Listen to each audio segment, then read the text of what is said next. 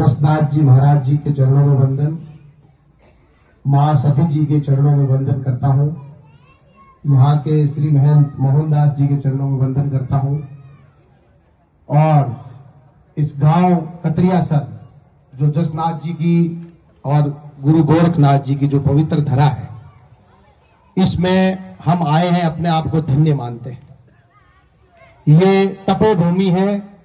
गुरुओं की तपोभूमि है। गुरुओं ने यहाँ पे तपस्या की है और तपस्या जिसके नीचे की है वो ये आज महल देख रहे हैं हम, बड़े बड़े ईंट पत्थरों के, ये नहीं थे। तपस्या करने के जो स्थान थे वो चाहे गुरु जम्बेश्वर भगवान के हो, चाहे गुरु जसनाथ जी महाराज के हो, वो वृक्ष थे। यहां जाड़ है तो वहां कंकेड़ी है। ये गुरुओं के द्वारा उनके अपने आसन थे और उनके मकान मान लो या उनकी तपोस्त्री के मुख्य स्रोत थे और उन्होंने धीरे धीरे धीरे धीरे इनको लोगों को धार्मिक आस्थाओं में जोड़ा कि ये जो वृक्ष है ये तो गुरु महाराज के स्थान है, तो किसी की गुरु महाराज का, अब जैसे मोहनदास जी का ये आश्रम है तो कोई आश्रम को नुकसान थोड़ी करेगा, तो वो गुरु का आश्रम था। इसी तरीके से खेजड़ी है। मां अमृता देवी ने इस मरुस्थल में खेजड़ी के महत्व को समझाया कि इस मरुस्थल में, इस गर्मी में आपको केवल एक ऐसा पेड़ है जो 12 महीने आपको हरा दिखेगा, मौसम में आपको पौष्टिक सामग्री भी देगा, पशुओं को पत्ते भी देगा, आपको सर्दी में जड़ाऊ लकड़ी भी देगा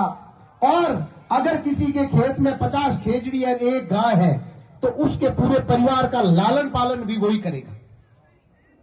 ऐसे महत्व बताकर, प्रकृति के प्रति महत्व बताकर खेजड़ी को मां अमृता देवी ने उसको बचाने के लिए अपनी गर्दन कटवा ली और बोला कि सिर साठे अगर रूख बचे तो भी सस्तो जान। ये मां अमृता देवी ने गुरु जम्बेश्वर भगवान से प्रभावित होकर कहा और यहां जसनाथ जी के द्वारा यहां अपने जाड़ है, जाड़ को अपन पवित्र मानते हैं कि वो जसनाथ जी का आश्रम है। अगर कोई जाल को काटता है तो उसका हम विरोध करते हैं और अगर कोई खेजड़ी को काटता है तो उसका एक बड़ा आंदोलन चल रहा है पूरे राजस्थान में। हम कल ही, आज शायद ये मौका मिला कि भाई रामकिशन जी को हम ऐसे पवित्र मिशन से जोड़ा है जो भारत तिब्बत सहयोग मंच, ये संघ का एक प्रकल्प है जिसमें विभिन्न मुद्दों पर चर्चा की जाती है। अगर महादेव की दर्शन की बात करें तो वो अपनी विंग है, पर्यावरण की बात करें तो हमारा जो पर्यावरण प्रकोष्ठ है वो काम कर रहा है। त्वांग यात्रा में जाने वाले लोगों के लिए, जैसे सुधा दीदी जी ने बताया, वो त्वांग यात्रा जाने वाले लोगों के लिए वो विंग काम करती है। आदरणीय इंदेश जी भाई साहब ने इस प्रकल्प का गठन किया है जो समाज के साथ मिलकर पूरे समाज को, विभिन्न जातियों को, विभिन्न धर्मों को और उनकी संस्कृति को संघ के साथ जोड़कर आगे बढ़ाने का काम ये संघ कर रहा है। आज इस मौके पर हमने जिला अध्यक्ष के रूप में हमारे छोटे भाई रामकिशन नाथ जी सिद्ध को हमने जिला अध्यक्ष का दायित्व दिया है बीकानेर जिले का। ये आप सबके आशीर्वाद से हम, हो सकता है जाड़, खेजड़ी और वन्य जीव, पक्षी, गौ माता, इनकी संस्कृति को बचाने के लिए हमारा कुछ अच्छा समय इन चीजों में निकले, ऐसी हम आप सब लोगों से आशीर्वाद लेकर हम कामना करते हैं। हमारे साथ महिला विंग की, भारत तिब्बत सहयोग मंच की राष्ट्रीय सह संयोजिका सुजाता आचार्य जी, ये संबंध देखिए, ये मेरे 6ठी क्लास से मेरी गुरु है और वो शिष्य को आज भी कान पकड़ के ही चला रही है और मैं चल रहा हूं। 6ठी क्लास में मैं इनके लकी मॉडल स्कूल में इनका शिष्य बनके इनसे संपर्क में हुआ। आज भी हमारा गुरु शिष्य का धर्म चल रहा है। साथ में जिला अध्यक्ष के दायित्व के रूप में दिलीप जी पुरी साहब, युवा मोर्चा में मुकेश जी बन साहब और अपने बीच में नोखा की धरती से चल के आए हमारे प्रधान जी आत्माराम जी तरण हमारे बीच में, इनके लिए भी तालियां। भाई लक्ष्मण जी पूर्णिया और समस्त जो ग्रामीण क्षेत्र से आप लोग पधारे हो, बहुत महत्वपूर्ण समय आपने दिया है। एक समाज और एक राष्ट्र की सेवा के प्रकल्प के लिए मैं विभिन्न क्षेत्रों में काम करता हूं। मैं अखिल भारतीय जीव रक्षा विश्नोई सभा में 15 साल तक प्रदेश अध्यक्ष रहा, अब उसका राष्ट्रीय प्रवक्ता भी हूं, विभिन्न संगठनों में भी हूं। परंतु मैं ये मेरी जो मूल भावना है वन्य जीवों की सेवा, वृक्षों की सेवा, और आज मैं मुकाम के बाद में दूसरे बड़े धाम आकर अपने आप को धन्य मान रहा हूं कि आज कतरियासर बाबा जसनाथ जी की और माता सती की कृपा से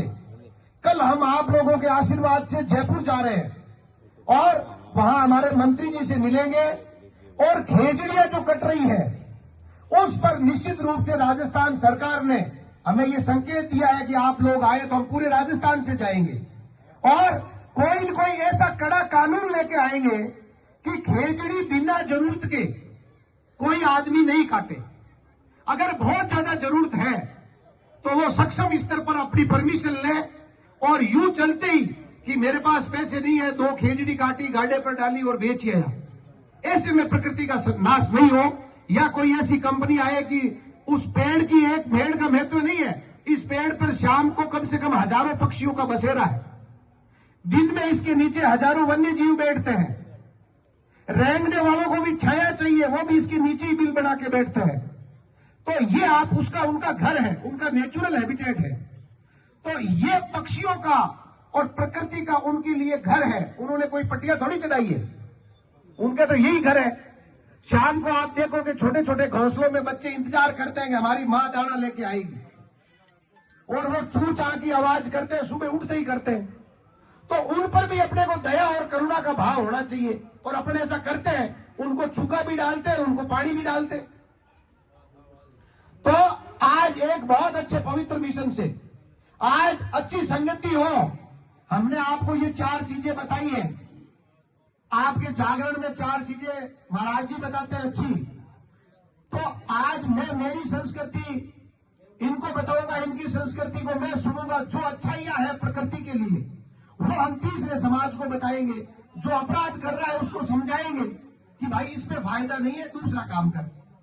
कोई वन्य जीव को मार कर अपनी प्यास या भूख बुझाता है, उस व्यक्ति को यह समझाना कि ये जीव है, इसके भी बच्चे हैं, ये भी अपने बच्चों से प्यार करता है, ये भी जीवन जीने का हर तरह का प्रयास करता है कि मैं जीवित रहूं। आप उसको डराओगे, आप उसको डांटोगे या आप कुछ